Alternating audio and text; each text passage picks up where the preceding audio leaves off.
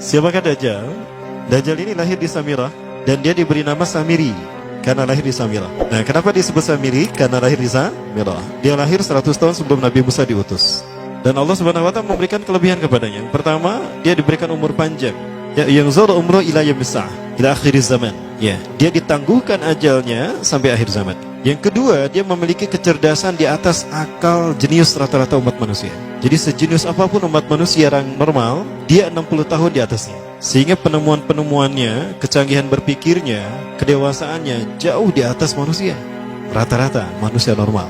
Yang ketiga, dia memiliki kemampuan sihir yang luar biasa. Apapun sihir yang selama ini kita saksikan, tidak ada yang mampu mengalahkan sihir dia. Sehingga saking luar biasa sihir yang dia miliki, seolah-olah orang mengenalnya selevel dengan Tuhan. Karena apapun yang semestinya menjadi perbuatan Tuhan, Dajjal bisa melakukannya. Nah, ini saking hebatnya sihir Dajjal. Nah, nasab kelahirannya adalah nasab yang aneh para Allah. Dia lahir dari termasuk Bani Israel. Bani Israel ini keturunan Nabi Yakub. Yakub itu gelarnya Israel. Keturunannya disebut Bani Israel. Dari Yehuda. Yehuda ini adalah anak laki-laki dari istri pertama Nabi Yakub alaihissalam. Nabi Yakub istrinya 4. Yang pertama bernama Ya'la. Dari Ya'la ini melahirkan 6 orang. Salah satunya bernama Yehuda dan Lewi. Lewi melahirkan Nabi Musa alaihissalam. Yehuda melahirkan bangsa yang kita kenal Yahudi. Salah satunya Yehuda ini melahirkan generasi yang pada akhirnya melahirkan Samiri. Ya, kalau Rahil istri yang kedua, dan ini istri yang paling dicintai oleh Nabi Yakub, melahirkan 2 anak, Bunyamin dan Nabi Yusuf. Nabi Yusuf dan Bunyamin. Yang lainnya juga sama melahirkan 2 anak. Kahit dari Ya'la melahirkan 2 anak, Dam dan Naftali. Ya.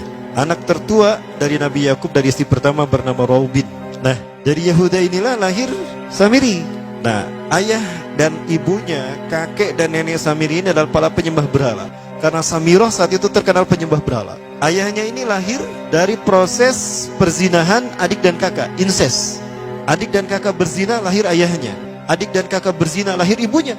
Jadi ayah dan ibunya ini lahir dari proses yang haram. Dan ketika ibunya menstruasi, disetubuhi sama ayahnya. Jadi itu, peluangnya dari 2000 persetubuhan dalam keadaan menstruasi, 1 bisa jadi. Karena menurut penelitian medis juga, bahwa darah kotor tidak menghalangi terjadinya fertilisasi. Tidak menghalangi terjadinya reproduksi manusia. Jadi tetap pembuahan ovum oleh sperma bisa terjadi walaupun ada dalam medium darah kotor, menstruasi. Nah, ketika itulah hamil dan lahirlah Samiri. Rasulullah SAW menyebutkan dalam Musnad Imam Ahmad, ayah dan ibu Dajjal ini melewati perkawinannya selama 30 tahun tanpa melahirkan seorang anak pun. Dan di tahun ke-30 pernikahannya melahirkan Dajjal, melahirkan Samiri. Kelahirannya ini akan menjadi petaka bagi kedua orang tuanya. Dia adalah orang yang paling sedikit manfaatnya dan paling banyak keburukannya bagi manusia, terutama bagi kedua orang tuanya. Bahkan ketika dia lahir, alam semesta menolak kelahirannya. Dordar gelap, hujan badai, petir, itu terjadi di malam di mana Samiri dilahirkan. Seolah-olah alam menolak kehadirannya. Nah, sejak lahir sampai usia 5 tahun dia tidak netek sama ibunya. Kebayang, 5 tahun air susu ASI tidak ditetekkan. Itu yang menyebabkan terjadinya kanker payudara. Maka ibunya pun meninggal gara-gara kanker payudara ini. Nah, ibunya meninggal gara-gara itu. Terbukti apa yang disampaikan Rasulullah. Kelahirannya menjadi petaka bagi kedua orang tuanya. Begitu pula ayahnya, maka ayahnya menjadi single parent. Nah, kemudian di tahun yang kelima, sejak lahir sampai 5 tahun, kenapa dia menetek pada ibunya? Karena kerjanya tidur melulu. Disebut mati, dia bernapas dan cuma berdetak. Disebut hidup, dia tidak bergerak. Antara hidup dan mati, la yamutu wa la yahya. Nah, maka di usia ke-5 tahun, nah ini terjadi peristiwa yang menarik. Apa itu? Samiri bangun dari tidurnya di tengah malam dan tidak ada orang yang menyadari Samiri bangun. Dia merangkak dan pindah ke berhala yang terbesar. Nah, dia pindah ke pangkuan berhala terbesar, tidur di sana. Dan ternyata ketika berada di berhala terbesar tadi, ya buang air kecil dan buang air besar. Besoknya itu adalah hari pemujaan kepada dewa-dewa mereka, bangsa Samirah. Apa yang terjadi? Ketika terjadi ritual pemujaan tadi, maka sang raja yang dipertuhankan oleh kaumnya mencium sesuatu yang tidak enak. Bapaknya Samiri ini adalah tokoh agama paganisnya. Pas dilihat, kaget sang raja. Ternyata itu pesing berasal dari pantatnya si Samiri yang ada di pangkuan berhala terbesar. Marah murka tuh sang raja. Itu anak kamu, kenapa ada di situ? Kurang ajar kamu, ya telah menghina Tuhan kita. Kenapa kamu pindahkan anak kamu ke situ? Oh tidak Tuhan, saya tidak memindahkannya. Bagaimana saya bisa menghina Tuhan saya? Lalu siapa yang memindahkannya? Kan dia lumpuh. Nah, sekali lagi, kehadirannya menjadi petaka bagi kedua orang tuanya. Akhirnya raja marah dan ayahnya dipenjara. Selama ayahnya tidak bisa membuktikan penghinaan tadi, maka ayahnya dihukum mati. Pada akhirnya ayahnya pun dihukum mati. Ya, sedikit manfaat bagi kedua orang tuanya. Maka kemudian dia hidup pelihara oleh sang raja. Dan pas di usia dia 5 tahun itu, Allah menimpakan murkanya kepada bangsa Samirah yang sudah kelewat batas, maksiat, dan sudah tidak ada toleransi dari Allah untuk mereka hidup di bumi. Maka Allah perintahkan malaikat Jibril menghabisi mereka. Maka bangsa Samirah ini pun diratakan. Si Samiri karena masih balita, ya Allah selamatkan dia lewat malaikat Jibril.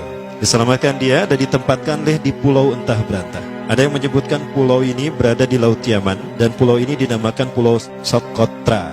Pulau Socotra ini adalah pulau yang berada di ujung Jazirah Arab. Nah, ini Pulau Socotra.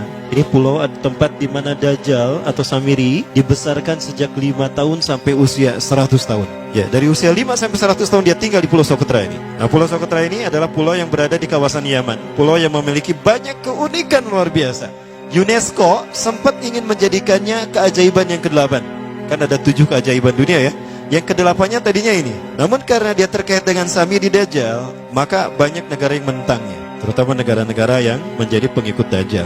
Maka pada akhirnya pulau ini dirahasiakan. Nah, sebetulnya pulau ini unik kalau kita ingin berekreasi ke sana. Namun karena posisi yang terpencil, jarang orang mengikutinya. Para wisatawan jarang mengunjunginya. Padahal sesuatu unik, termasuk binatang dan penghuninya tuh unik-unik. Pohonnya unik. Dunia menyebutnya pulau ini dengan pulau julukan dari pulau alien hingga pulau neraka. Ada juga yang menyebutkan The Jekyll Island. Pulau Jekyll Island itu bahasa barat, kalau bahasa kitanya Pulau Dajjal. Ya, sama dengan Pulau Sedir ya. Itu juga The Jekyll Island. Nah, Pulau Socotra kaya dengan flora dan fauna yang unik hingga saat ini belum ditemukan di tempat lain. Jadi tidak ada flora dan fauna yang ada di pulau ini yang ada di pulau lain di seluruh dunia. Hanya ada di pulau ini. Makanya di pulau inilah Allah ciptakan satu binatang yang unik juga, yang disebut dengan jasasa. Jasasa, binatang jasasa itu artinya mata-mata. Tajassa yatajassu tajassusan wa jasasatan, artinya pemata-mata, spy. Binatang ini bertumbuh besar, tahmatun kabirah tughatti jismaha asy-sya'ar hatta la nastati an nafariqa ayna wajhu wa ayna dubru. Tubuhnya besar, dipenuhi dengan bulu, sehingga saking penuhnya bulu kita tidak bisa membedakan mana dubur mana wajah. Yang menghadap itulah wajah. Baik, karena itu pulau ini pernah dilesarkan sebagai salah satu dari 7 keajaiban dunia yang baru ya. Nah, baik, ini contohnya nih. Saya perlihatkan keajaiban dan keunikan. Ini adalah padang pasir di Pulau Socotra. Ini burung, salah satu jenis burung yang bisa kita jumpai di Socotra. Dan ini kepiting unik, kepiting Pulau Socotra. Aneh ya, kepitingnya seperti itu. Ini laba-laba langka di Socotra, mirip tarantula. Dan ini pohon darah naga yang ada di Pulau Socotra juga. Nah, ini salah satu jenis pohon Dorstenia Socotra. Dan ini juga pohon yang lain, pohon Dendrocysaios Socotra. Ya, saya sebutkan lagi ya. Nah, ketika di pulau itu, sebelum bertemu dengan Nabi Musa, Samiri di pulau itu yang hanya tinggal dengan seekor binatang jasasa. Binatang jasasa ini memberikan beberapa hal kepada si Samiri ya. Allah Azza wa Jalla menciptakan binatang berbicara yang bernama jasasa. Dia di mana lahirnya, ajalnya, matinya sama dengan ajal Dajjal. Begitu pula muncul dan menghilangnya. Binatang inilah mengajarkan akidah tauhid kepada Samiri muda. Pelajaran ini kononnya ditulis oleh Jibril alaihissalam dalam bentuk panel-panel atau prasasti. Isi prasastinya panel 1. Yang ditulisnya malaikat Jibril, panel 1 itu berisi kalimat la ilaha illallah, tidak ada Tuhan selain Allah. Ini dijelaskan oleh binatang jasasa. Yang kedua, panel kedua berkata Allahu wahid la syarikalah. Allah Maha Esa, tidak ada sekutu bagi Allah. Itu dijelaskan juga oleh binatang jasasa ini. Nah, binatang jasasa ini sekali lagi dia bertubuh besar. Kategorinya adalah kelasnya itu mamalia, genusnya mamalia. Cuma saya tidak tahu nama spesiesnya apa.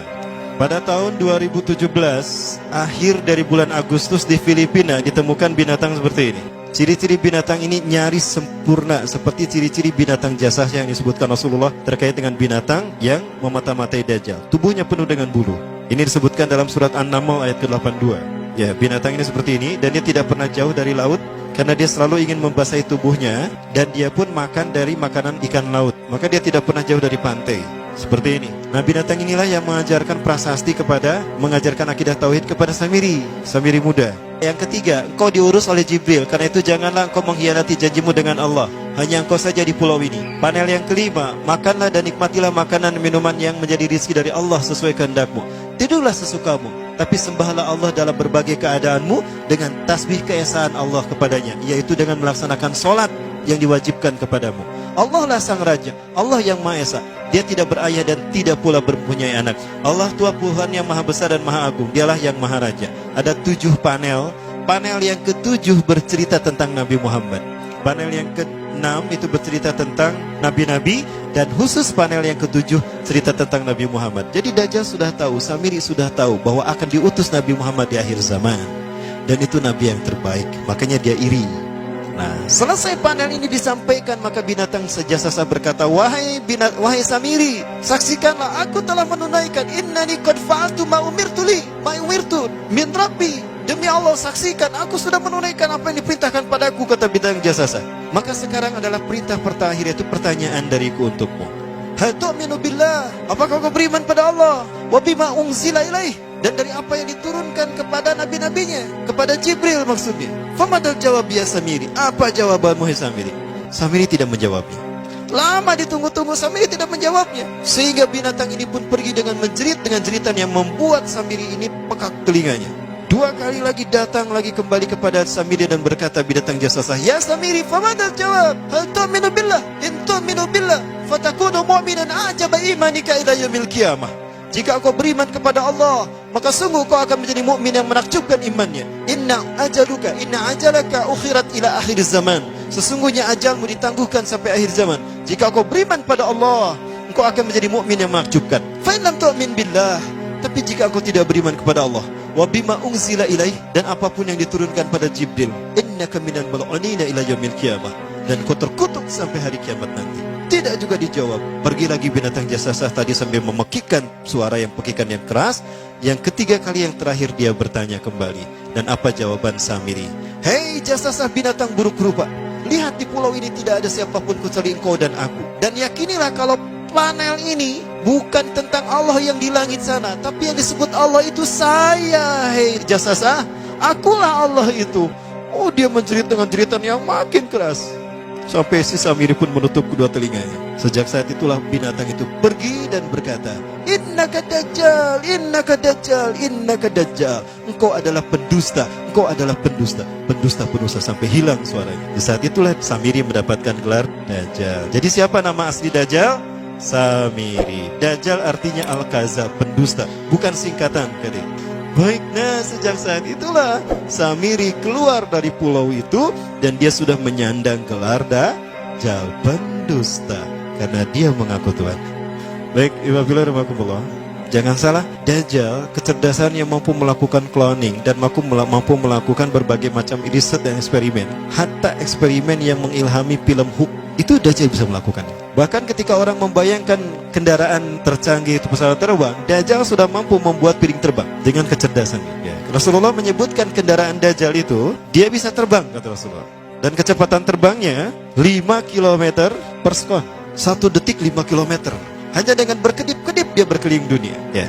Kecepatan ini diambil dari hadis Rasulullah. Berapa kecepatannya Rasulullah ketika dia terbang di muka bumi? Ya, kendaraan yang dia gunakan itu kecepatan terbangnya seperti awan yang ditiup angin, kata Rasulullah. Dan awan rata-rata ditiup angin itu 5 km per sekon. Dan jarak dari satu telinga ke telinganya, artinya setengah diameter atau diameter kepalanya, keledai yang dia gunakan, Rasul menyebutnya keledai, itu arba'una zira, 40 hasta, 27 meter.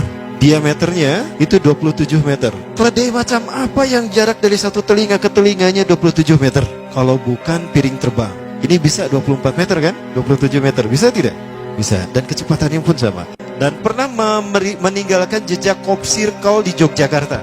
Nah, Cop Circle itu adalah jejak UFO yang menjadi isyarat instruksi bagi para pelaku konspirasi dunia. Siapa? Para kalangan Illuminati.